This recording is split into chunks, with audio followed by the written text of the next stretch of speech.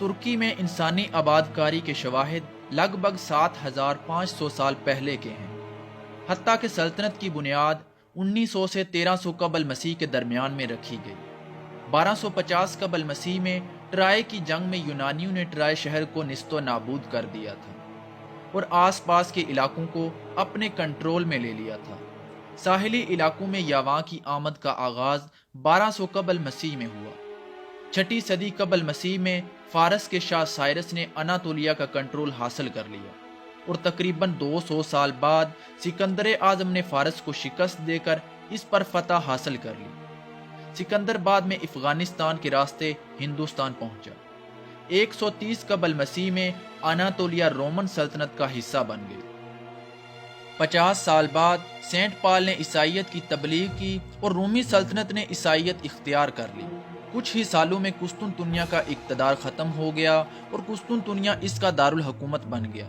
بازنطینی سلطنت 6 صدی عیسوی میں اپنے عروج پر تھی، لیکن 100 سال کے اندر ہی مسلم عربوں نے اس پر قبضہ کر لیا۔ بازنطینی سلطنت صلیبی جنگوں میں پھنس جانے کے بعد 12ویں صدی میں زوال کا شکار ہو گئی۔ 1288 میں سلطنت عثمانیہ کا عروج اور 1453 میں قسطنطنیہ کا زوال۔ اس واقعے نے یورپ میں نشیطت ثانیہ لانے میں اہم کردار ادا کیا۔ موجودہ ترک پہلے یورلز اور الٹائی پہاڑوں کے مابین آباد تھے۔ آب و ہوا کی خرابی اور دیگر وجوہات کی وجہ سے یہ لوگ آس پاس کے علاقوں میں منتقل ہو گئے۔ تقریباً 1000 سال پہلے وہ لوگ ایشیائے کوچک میں آباد ہوئے تھے۔ 1071 میں انہوں نے بازنطینیوں کو شکست دی اور ایشیائے مائنر میں اپنا تسلط قائم کر لیا۔ انہوں نے وسطی ترکی میں دارالحکومت کونیا کے ساتھ مسلم ثقافت کو اپنایا۔ ان کی تنظیم سازی کو 1243 میں منگول حملوں سے شدید نقصان پہنچا۔ جیسے ہی منگولوں کا اثر و رسوخ ختم ہوا، عثمان غازی نے سلطنت عثمانیہ کی بنیاد رکھی۔